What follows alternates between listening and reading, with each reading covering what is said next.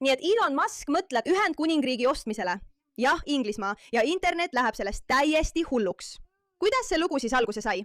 Babylon Bee, mida enamik teist ilmselt juba tunneb, on täielikult satiiriline veebileht, mis kasutab huumorit, et tõestada olulisi poliitilisi seisukohti. Kirjutas selle artikli. Elon Musk ostab Ühendkuningriigi, et kehtestada seal sõnavabadus. Vaata seda videot, mida Elon Musk just taas jagas.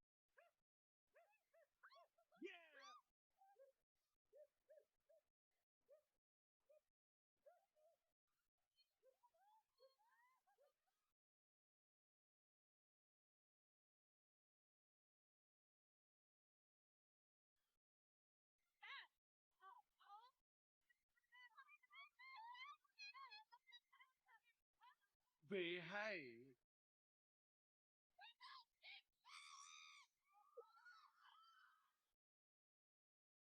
Ma mõtlen, milline jultumus sellel mehel on, et ta selle postitas. Hämmastav.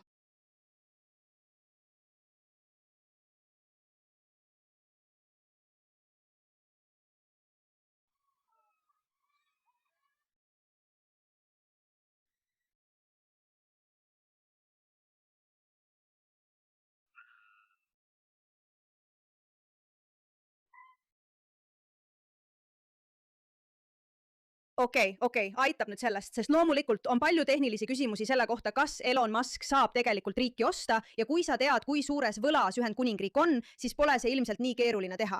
Aga muidugi ma liialdan ja teen nalja, sest jah, riigi ostmine on tegelikult väga keeruline asi. Ja üldse pole selge, et see on midagi, mida Elon Musk suudaks teha. Aga mõte on siin sama. Mõte on siin äärmiselt oluline, sest ta üritab öelda, et midagi tuleb ette võtta, midagi peab muutuma. Ja internet on temaga nõus. Kui sa saad teada, et Ühendkuningriigi ostmine maksab sulle ainult paar miljonit kitse Fox Newsi andmetel. Ai.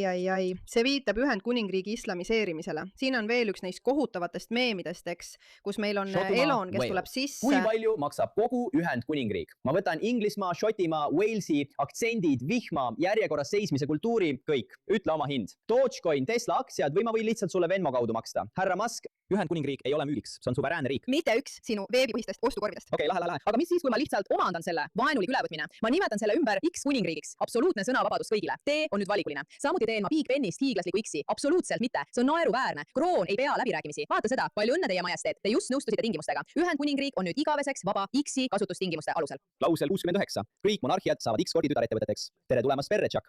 Just sain Ühendkuningriigi tasuta endale chat. Uus riik lisatud. Kes tahab olla Šotimaa kuberner? Saatke oma CV vastustesse. Muidugi, see teeb nalja Elon Muski ja prints Charlesi, kuningas Charlesi üle.